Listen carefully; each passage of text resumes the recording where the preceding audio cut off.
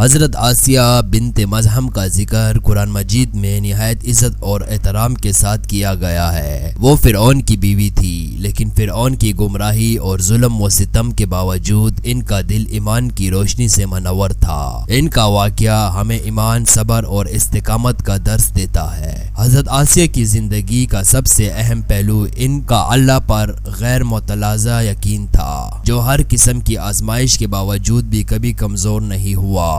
حضرت آسیہ کا تعلق بنی اسرائیل سے تھا۔ وہ نہایت ہی نیک، دیندار اور پرہیزگار خاتون تھی۔ ان کی شادی فرعون سے ہوئی تھی، جو مصر کا ایک طاقتور بادشاہ تھا۔ فرعون کا شمار تاریخ کے ظالم ترین حکمرانوں میں ہوتا ہے، جو اپنے آپ کو خدا سمجھتا تھا اور اپنی رعایا کو غلاموں کی طرح سلوک کرتا تھا۔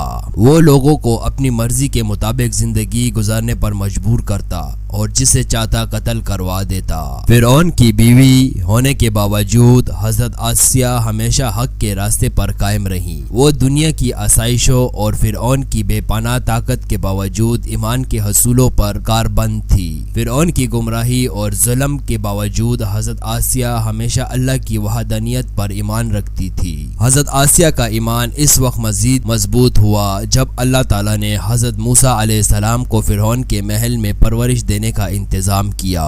حضرت موسیٰ علیہ السلام کی پیدائش ایک نہایت اہم واقعہ تھا۔ بنی اسرائیل میں حضرت موسیٰ علیہ السلام کی پیدائش سے پہلے ایک نجومی نے فرعون کو یہ خبر دی کہ بنی اسرائیل میں ایک بچہ پیدا ہوگا جو فرعون کی سلطنت کو ختم کر دے گا۔ اس پیشنگوئی نے فرعون کو خوف زدہ کر دیا اور اس نے حکم دیا کہ بنی اسرائیل میں پیدا ہونے والے بچے کو قتل کر دیا جائے۔ اللہ کے حکم سے حضرت موسیٰ علیہ السلام کو ان کی والدہ نے ایک ٹوکری میں رکھ کر دریا کے سپرد کیا۔ اللہ تعالیٰ نے حضرت موسیٰ علیہ السلام کو بچانے کے لیے حضرت آسیہ کے دل میں ان کی محبت ڈال دی۔ جب یہ ٹوکری فرعون کے محل کے قریب پہنچی تو حضرت آسیہ نے اسے دیکھا اور فوری اسے اپنے پاس بلوایا۔ حضرت آسیہ نے حضرت موسیٰ علیہ السلام کو اپنی گود میں لیا اور انہیں اپنا بیٹا بنا لیا۔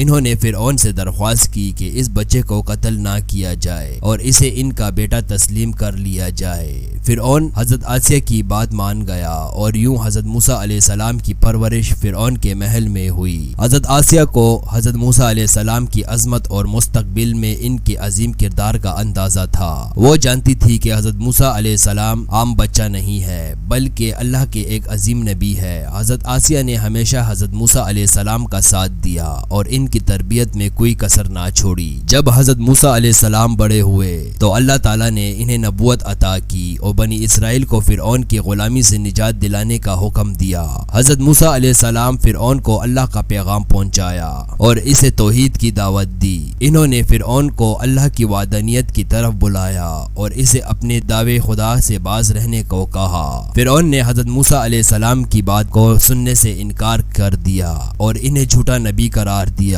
اس نے حضرت موسیٰ علیہ السلام اور ان کے ماننے والوں پر ظلم و ستم بڑھا دیا، لیکن حضرت آسیہ جو پہلے ہی حضرت موسیٰ علیہ السلام کی عظمت کو پہچان چکی تھی، ان پر ایمان لے آئی۔ حضرت آسیہ کا یہ ایمان فرعون کے لیے ناقابل برداشت تھا۔ اس نے حضرت آسیہ پر ظلم و ستم کرنا شروع کر دیا۔ فرعون نے حضرت آسیہ کو اپنے محل میں قید کروا دیا اور انہیں طرح طرح کی جسمانی اور ذہنی اذیتیں دی تاکہ وہ اپنے ایمان سے ہٹ جائے، لیکن حضرت آسیہ کا ایمان اتنا پختہ تھا کہ انہوں نے ہر ظلم کو برداشت کیا اور اپنا ایمان پر قائم رہی۔ جب حضرت آسیہ نے دیکھا کہ فرعون کا ظلم بڑھتا ہی جا رہا ہے اور وہ انہیں ایمان سے ہٹانے کے لیے ہر ممکن کوشش کر رہا ہے تو انہوں نے اللہ تعالیٰ سے دعا کی، اے میرے رب، میرے لیے جنت میں اپنے پاس ایک گھر بنا دے اور مجھے فرعون اور اس کے عمل سے نجات دے اور مجھے ظالم قوم سے نجات دے۔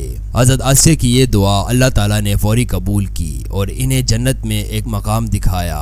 حضرت آسیہ نے اس دنیا کی تمام مشکلات اور اذیتوں کو اللہ کی رضا کے لیے برداشت کیا اور دنیاوی عیش و آرام کو جنت کی خوشیوں کے مقابلے میں بے وقت جانا۔ فرعون نے حضرت آسیہ کو ان کے ایمان سے ہٹانے کے لیے مزید ظلم کیا۔ ایک دن اس نے حضرت آسیہ کو کھلے میدان میں لے جا کر ان کے ہاتھ پاؤں باندھ دیے اور انہیں سخت دھوپ میں لٹا دیا۔ فرعون نے حکم دیا کہ حضرت آسیہ کو بھوکا پیاسا رکھا جائے تاکہ وہ اپنے ایمان سے ہٹ جائے، لیکن حضرت آسیہ نے نے اس حال میں بھی اللہ تعالیٰ سے مدد مانگی اور جنت میں اپنے گھر کی دعا کی۔ حضرت آسیہ کو اللہ تعالیٰ نے جنت میں ان کا مقام دکھایا اور ان کی تمام تکلیفات کو ختم کر دیا۔ فرعون نے جب دیکھا کہ حضرت آسیہ اپنے ایمان پر قائم ہے اور کسی بھی حال میں پیچھے نہیں ہٹ رہی، تو اس نے انہیں سخت اذیتیں دیتے ہوئے شہید کروا دیا۔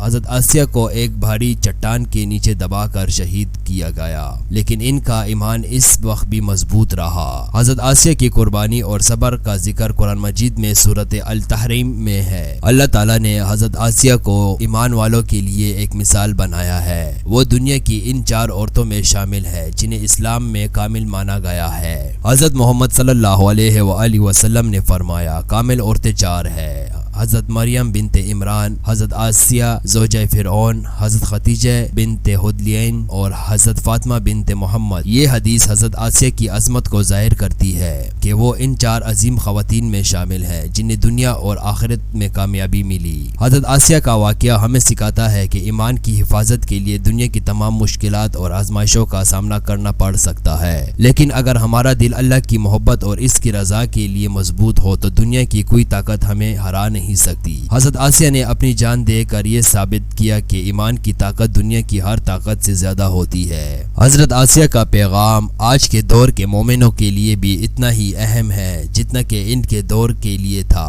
وہ ہمیں سکھاتی ہیں کہ دنیا کی عارضی طاقت اور مال و دولت کے مقابلے میں اللہ کی رضا اور جنت کی خوشیوں کو ترجیح دینی چاہیے۔ یہ حضرت آسیہ کی ایمان اور افروز کہانی تھی جو ہمیں ایمان، صبر اور استقامت کا درس دیتی ہے۔ حضرت آسیہ کی قربانی ہمیشہ یاد دلاتی رہے گی کہ اللہ کی محبت اور اس کا وعدہ دنیا کی ہر طاقت اور آزمائش سے بڑا ہے۔